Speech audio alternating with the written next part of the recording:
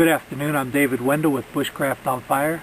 We want to welcome you to another video, and I want to take a moment to thank you all for your support, for the great comments you've been putting up on the YouTubes that we've already put up. It really helps us because we understand how to better tailor the videos to your needs and to what you're looking to see. Also, thank you for all of you who have given us ideas for new videos and asked for things that you would like to see personally. Now, this series that we're going to begin today is a series that I'm going to call Almost Naked into the Bush. Back in 1997, I believe, when I first started to get involved heavily into bushcraft, I read some books by John and Jerry McPherson, Naked into the Wilderness. You may have read those books, excellent books. And John's theory was that you can go out with absolutely nothing and live off the land. And so in this series, what we want to do is to address those issues right from the beginning. Now, I'm not going to take anything with me except the clothes on my back. That's where I get the word almost naked into the bush. The clothes that I'm wearing now are the clothes that I'm going to have on. And I'm going to try not to utilize my clothes any more than necessary. For example, I have on a bandana. I will try not to use that to filter water unless it's necessary. My shirt, my pants, I'm not going to rip up to use for char cloth or anything. I do have cargo pants on, and so I will use the pockets to pick up things, to carry them along with me until I get a basket made. And then I have on just a pair of wool socks and a pair of hiking boots, and I don't want to use my shoelaces for paracord, for example. So I'm going to try to make everything out there as though I really had nothing with me whatsoever. Other than that, I'm not carrying anything in my pockets. I'm not carrying anything on my belt. I'm going out there with just my two hands and the knowledge that's in my head. So what we want to do is to start off today. Now, this series will be shot in segments, and I can't do all the segments at one time because of family matters, because I have to be home to help with the little girls and different things right now. So I don't have time to go out and spend a week in the bush to do this, but I'm going to shoot it in segments, and everything that we use in one segment will carry to the next segment. So they'll flow as though we are out there for a single week, month, whatever it is.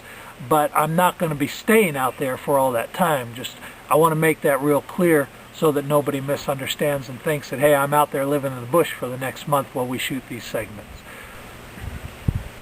So in this first segment, what we want to do, you can see I'm here at the house. We're going to leave the door of the house and we're going to start walking. Now, the first thing that I'm going to need to do is to find a utility knife. I'm not carrying any blades with me, no metal. So I'm going to have to go out and find a utility knife that I can scrape with, that I can cut with. And what I want to show you in this first video is how to do very, very basic hammerstone process to just get a flake, and then to make something called a Hoku knife, which is an old knife that used to be used, just basically a flake of flint, and it's put onto a stick and held together with some wrap. So that's what we're going to be doing in this first video, making a Hoku knife. Hope you enjoy it. What I've done is I've just picked up a couple rocks here off the land. As we walk out, we live in Missouri, and our land is filled with flint. We have a lot of flint. However, some of the flint isn't really great. There's a lot of iron and things in the flint, so we're not going to get a tremendously large flake. But what I want to do is to just knock a couple flakes off. I just have another rock that I'm going to use as a hammerstone, and what I'm going to do is to hit the edge on more than a 90-degree angle. You can see this is a very obtuse angle right here, and I'm just going to knock that flake off there and get myself a flake that I can use. Now, I like that flake. That's a nice flake, but I'm going to do a couple more, so let me go ahead and hit this rock a few times, knock a few flakes off, and then I'll be back with you. Well, I've got 4 flakes here that I think will be usable for expedient knives out in the bush. Each of them have their own reason that I think they're good. This one, for example, has a really sharp edge.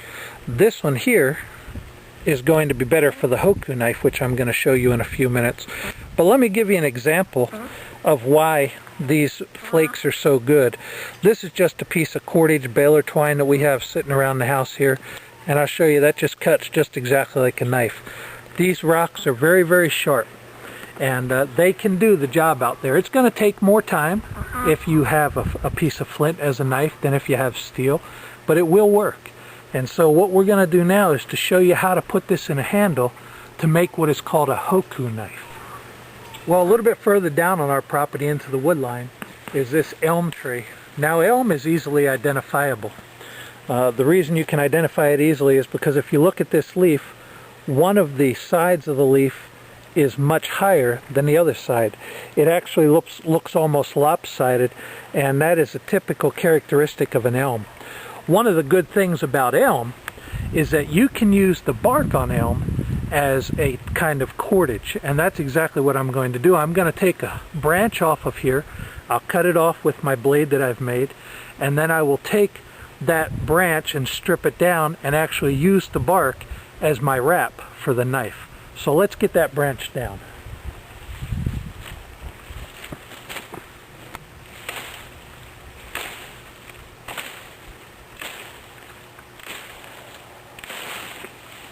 Alright, that's about, I guess, a 3/8 inch piece of branch.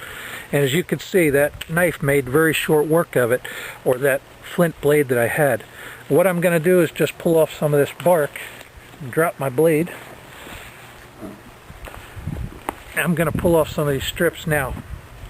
As I do that, it's going to leave me with a single branch that I can use. And you can see how this bark stripped off of there. So this bark is going to be my cordage, this branch is going to be my knife, and this blade is going to be the part of the knife that I set in there in order to use.